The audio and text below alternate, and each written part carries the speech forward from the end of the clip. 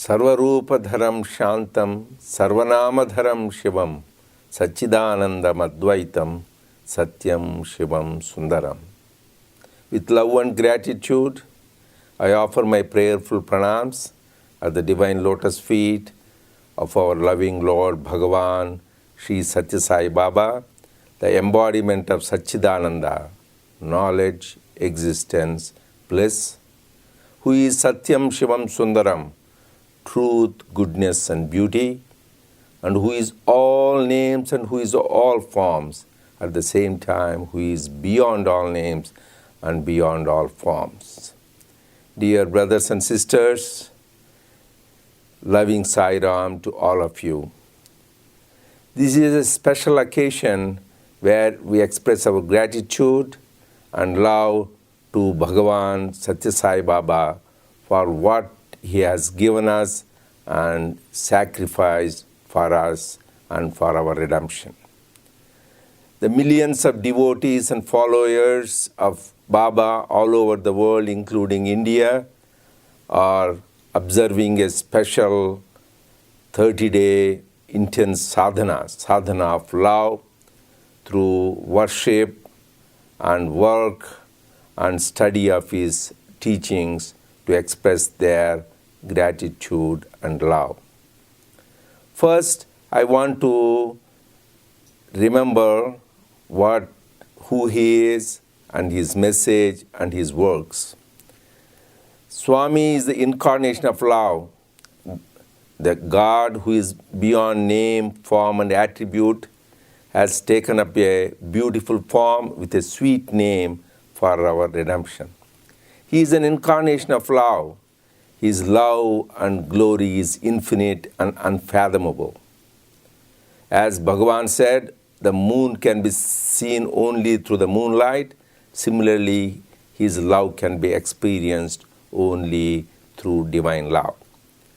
But to remember who he is, only way we can remind ourselves through his discourse, what he has given on May 17th, 1968 in the First World Conference, where he said, this human form in which every divine name and form attributed by man to God is manifest, and let not any doubt distract us. Second profound message he has given in this discourse is, no one can understand his reality, whoever it is, whatever the method of inquiry, and even if the whole humanity is combined together with thousands of years of austerity. But we can all experience his love and enjoy his love and get benefited therefrom. And third important message he has given is, the only way to reach the goal of life, the summum bonum of life, is implicitly and faithfully practice his divine commandments. So another important thing we need to remember is the letter he has written on May 25th, 1947, written to his brother, but interestingly he addressed saying to all the devotees. So this is message for all of us. There are also two important points we need to remember. He said he has come to confer bliss on all of us, bliss, the ananda. And second is to get rid of the grief and suffering of humanity. This is the mission he has revealed. This glorious mission now is manifest in various ways in 123 countries, including India, and through various institutions. And Swami has established the educational institutions where from the primary to the doctoral studies, the education is provided free of cost. But here, not only the academic excellence is emphasized, but excellence in character is very much promoted. And these graduate from these institutions become the exemplary citizens and beacons of love and light. And similarly, based on this, around the world, there are many Satya Sai schools and educational institutions and education in human value programs promoting Satya Sai education. In addition, Bhagavan has established various medical institutes where from primary to the secondary to the tertiary care is given completely free of cost with love and compassion. And not only this is free of cost, but state-of-the-art health care is given and preventive health care is also emphasized. This is provided through various general hospitals in India, which he started in the beginning. And then subsequently there are super specialty hospitals where the complicated surgeries like neurosurgery, cardiac surgery is provided completely free of cost. Inspired by this, in many countries around the world, the medical services is provided by the volunteers through medical camps, medical clinics, the mobile clinics, and the health education. And in addition to this, many humanitarian service programs, community service projects were started by Bhagavan, and inspired by that, many programs are undertaken around the world, like providing shelter, clothing, and food to the needy, and also, more importantly, providing potable water to millions of people who did not have access to the water. This is started in India. Now, inspired by this, we also have various projects in different parts of the world, like in Africa, El Salvador, and in Indonesia and other countries. Another great gift by Bhagavan to the humanity is the Satya Sai organization. Satya Sai Organization of India and Satya Sai International Organization, where Swami has given a clear mandate. The purpose of this organization is to make us realize our true nature, our innate divinity, that we are the embodiments of divine love. We are the embodiments of divine Atma. That is what he has come to show us, so that we need to practice that. And at this juncture, I want to emphasize for many of us who remember this April 24, 2011, where he left his body. Many of our people were grief-stricken because we lost to witness that beautiful divine form. And but let me remind myself and all of you that he has gone nowhere, because he is our eternal companion. He was with us, he is with us, and he will be with us. During my travel last year for the various pre-world conferences, we had about 18 of them, I have seen many devotees sharing the glorious experiences where they still experience Bhagavan's presence, his love, and his guidance. So let us always remember that he is with us at this time. Lord Krishna said in Gita, Avajananti mam mudham manushim tanumashritam param bhavam ajananto mama bhuta maheshwaram. These ignorant human beings think I am also the embodied human being. They don't realize my all-pervading divine nature, that I am the Lord Supreme. Similarly, Swami in many of his discourses has reminded us that he is not that limited physical body, but he is the all-pervading reality. But sometimes in our ignorance, in our attachment, we forget that reality. Yes, we love this beautiful form and sweet name, but let us remember that he is that ultimate, all-pervading reality, eternally present with us all the time. So how to experience this wonderful divine love? As I said, Swami has said, you can see the moon through the moonlight. Similarly, the divine love you can experience only through divine love. And Swami is very practical divine master. He has shown us the way. He has shown us the practice of this is through human values. He calls this education in human values, EHV. Swami calls that 3HV. That is development of the head, heart, and the hands. That is why we have three wings in the international organization. That is devotional wing, service wing, and the educational wing.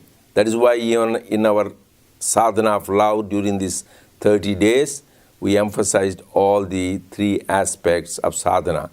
That is head, heart, and hands. For example, how the hands should be used. Swami says, hands that serve are holier than lips that pray. Swami wants us to be involved in selfless service. That is why the devotees and the volunteers all over the world are constantly engaged in various service projects. But in this aspect, we should remember two important messages Swami's given. One is, the process is where ultimately we realize the service is by God, to God, and for the glorification of God. In this process, we realize we are really serving God, not somebody else. That is why the term Narayana Seva, the serving God. This reminds me of what Jesus said, when you serve the least of your brethren, you are serving me. So we are serving God. We should clearly remember when we do service, we are serving God. And second important aspect of service is the volunteers are called Swayam Sevak. That means we are transforming ourselves. It is not for the benefit of others. The purpose of service is for our own self-transformation. This should show in our life. That means the service, the more we do, we should have our less ego. So less attachment, less pride.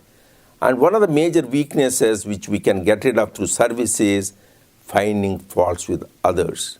This is the major obstacle for a spiritual seeker, criticism of others, finding faults with others.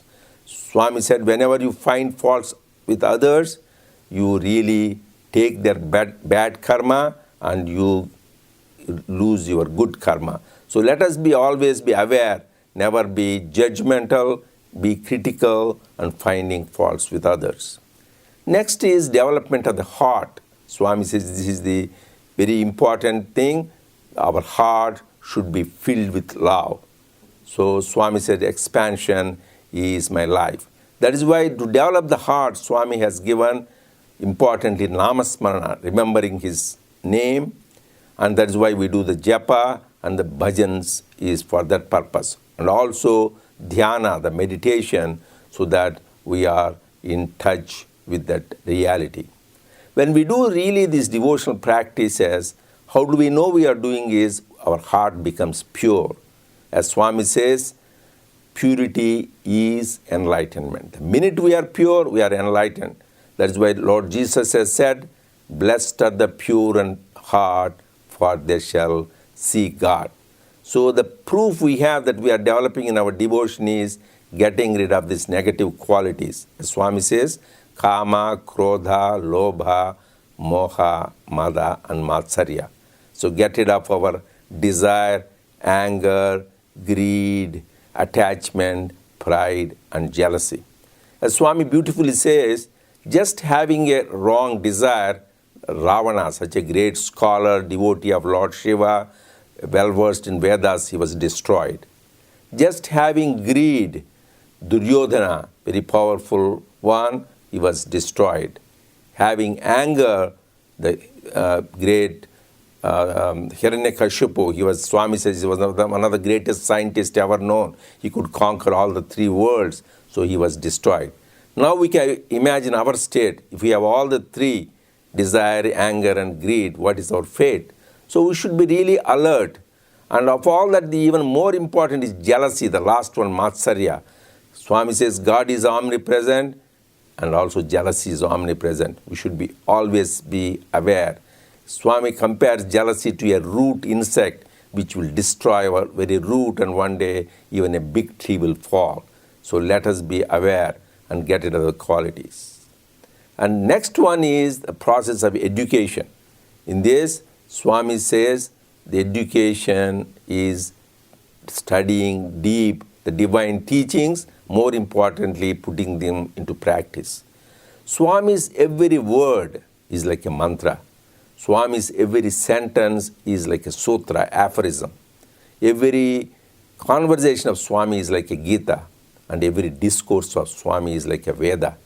So his words, his teachings are the quintessence of all the scriptures. What all we need to take is take time to dive deep into them and practice them. To our good fortune, this is the unique avatar where his words are recorded both in audio, video, and available as Satya Sai speaks, and his writings in the Vahinis.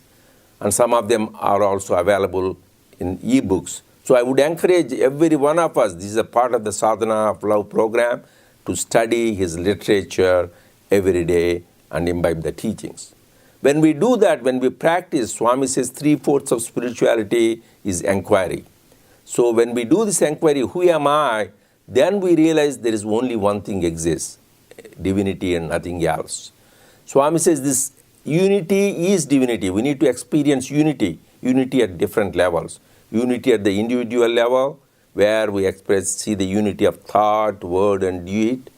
And then unity at the family level, unity in the organization, and more importantly, unity in the whole creation. Where Swami beautifully says, you should realize there is nations are many, earth is one. Stars are many, sky is one. Parts are many, clay is one. Beings are many, breath is one. Flowers are many, worship is one. So try to see that unity in diversity. That is why beautifully Swami wrote a Telugu poem where he said, Sarva Vedanta Grandhala Saramella Okka Vakyana Cheppudunokkasari Akhila Bhutamulandunna Atmanivu Okkate ani Manasuna Teliyavalayu. Says, I am going to tell you in one sentence the essence of all Vedanta, that to realize there is only one divine principle, the Atma, existing through all creation, in all beings. Once we realize that, then we realize the goal of life.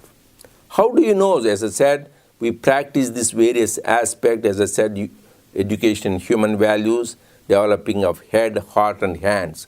Swami said you should have hands of a Janaka, heart of a Buddha, and a head of a Shankara. When we have that, we reach the goal of life. And that will be expressed in two signs. Number one, when we progress spiritually, number one, we lose the fear. As Swami beautifully said in a Telugu poem, from the birth to death, man is fraught with fear. Fear of losing health, fear of losing wealth, fear of losing beauty, fear of losing youth, fear of losing family and friends, the loved ones, and ultimately fear of losing life, that is fear of death. So the whole life is fraught with fear. But when we have God with us, we have no fear. That is the sign of a real, sincere spiritual aspirant. Fearlessness, abhaya. That is why in every avatar, in every incarnation, they have two hands, God. Abhaya hasta, Varada hasta. With one hand, says, be fearless. With another hand, gives the boons, fulfills the wishes of the devotee. But this unique avatar, Swami, we have seen many times, Ubhaya hastamulato abhaya mitsu vibudu. He says with both hands, he bestows fearlessness to us. That is why the famous song, Why Fear When I Am Here, Swami said. So we should have that fearlessness that he is with us all time and nothing will happen with his being at our side. That's why he says, he's above us, below us, before us, behind us, inside us, outside us. So we should have this conviction, don't be afraid, he is always with us. Second sign is peace. As the proof of rain is the wetness of the ground, similarly, proof of a spiritual practice is the peace. What Lord Jesus calls peace that passeth understanding. And we have seen Swami labeled the holy place in Prashanti, Prashanti Nilayam in Puttaparthi. That means it is not Shanti Nilayam, it is not abode of peace, but Prashanti, abode of supreme peace. Swami coined that word for a special purpose. This is the peace which is not disturbed. Other peace comes and goes, but this Prashanti, the supreme peace, is all abiding, everlasting. So that is what we should aspire for. Though it is a beautiful place in Prashanti Nilayam in Puttaparthi, where we get our spiritual batteries recharged, but Swami has reminded at one time, every heart of ours should become Prashanti Nilayam. We should be all the walking temples of this abode of supreme peace. Then not only we enjoy that peace, and we radiate that peace around us. So I pray to Bhagavan to bless all of us with the strength so that we love God with all our heart, mind, soul, and strength, and to realize that we are the embodiments of divinity. We are the embodiments of that divine love and divine Atma. Thank you. Jai Sai Ram.